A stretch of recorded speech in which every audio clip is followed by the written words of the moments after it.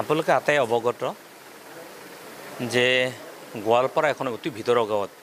জন্মগ্ৰহণ কৰা পদ্মশ্ৰী ডক্টৰ বীৰবৰা ৰাভাৰ যোৱা 2024 চনৰ আজিৰ 13 তাৰিখে ইহলীলা সম্বৰণ হৈছিল আৰু তেখেতৰ মৃত্যুৰ দিনটোত অসম চৰকাৰে ইতিমধ্যে এই 13 তাৰিখে অন্ধবিশ্বাস বিৰোধী দিৱস হিচাপে উদযাপন কৰা হ'ব তাৰ সিদ্ধান্ত গ্ৰহণ কৰিছিল আৰু ৰাভা হাছং অট'নমাছ কাউন্সিলো আমি সিদ্ধান্ত গ্ৰহণ কৰিছিলোঁ কিন্তু আজি যি দেশৰ সাম্প্ৰতিক যি পৰিস্থিতি সেই সাম্প্ৰতিক পৰিস্থিতিৰ প্ৰতি লক্ষ্য ৰাখি দেশৰ সাৰ্বভৌমত্বৰ প্ৰতি লক্ষ্য ৰাখি দেশবাসীৰ হকে যিসকল সৈন্যবাহিনীয়ে যুঁজ দি আহিছে মৃত্যুবৰণ কৰিছে তেখেতসকলৰ প্ৰতি শ্ৰদ্ধা জনাই আমি পদ্মশ্ৰী বীৰবৰা ৰাভাৰ যি মৃত্যু দিৱসটি আজি অতি অনুষ্ঠিতভাৱে আমি কাউন্সিলৰ কেম্পাছতে আমি অনুষ্ঠান কৰিছোঁ আৰু যি ধৰণে ডাইনীৰ সন্দেহত কুসংস্কাৰ অন্ধবিশ্বাসৰ বলি হৈ যিমান নিৰীহ মানুহৰ মৃত্যুবৰণ কৰিবলগা হৈছিল সেইসকলৰ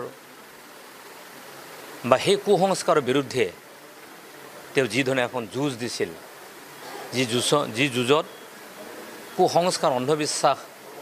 বা ডাইনীৰ সন্দেহত যিসকল নিৰপৰাধী মৃত্যু হৈছিল গোৱালপাৰা জিলা নহয় গোটেই অসমতেই সেইটো কমাই দিবৰ কাৰণে তেওঁ সক্ষম হৈছিল ছাকচেছ হৈছিল যাৰ কাৰণে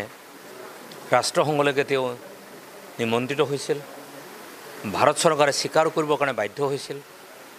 যাৰ ফলশ্ৰুতিত পদ্মশ্ৰী এৱাৰ্ড তেওঁ ঘোষণা কৰিছিল গতিকে সেইগৰাকী মহিয়সিনী নাৰীক আমি অনুষ্ঠিতভাৱে আমি শ্ৰদ্ধাৰে সুঁৱৰিছোঁ তেওঁৰ আত্মাৰ আমি সদ্গতি আমি কামনা কৰিছোঁ আৰু আমি তেখেতে প্ৰমাণ কৰি থৈ গ'ল যে এখন সমাজ সংস্কাৰ কৰিবলৈ হ'লে বা অন্ধবিশ্বাস দূৰ কৰিবলৈ হ'লে কোনো ধৰণৰ ফৰ্মেল শিক্ষাৰ প্ৰয়োজন নাই কোনো ধৰণৰ বিশ্ববিদ্যালয় পৰ্যায়ৰ শিক্ষাৰ প্ৰয়োজন নাই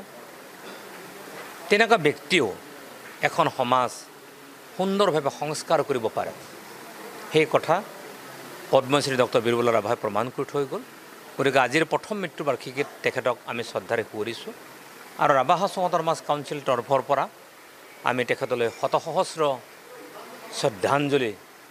প্ৰণিমাত জ্ঞাপন কৰিছোঁ আৰু নেদেখা জনচৰ প্ৰাৰ্থনা জনাইছোঁ ৰিচিভাৰ আছে মই প্ৰাৰ্থনা জনাইছোঁ ভগৱানৰ ওচৰত মই প্ৰাৰ্থনা জনাইছোঁ তেখেতৰ আত্মাই শান্তি লাভ কৰক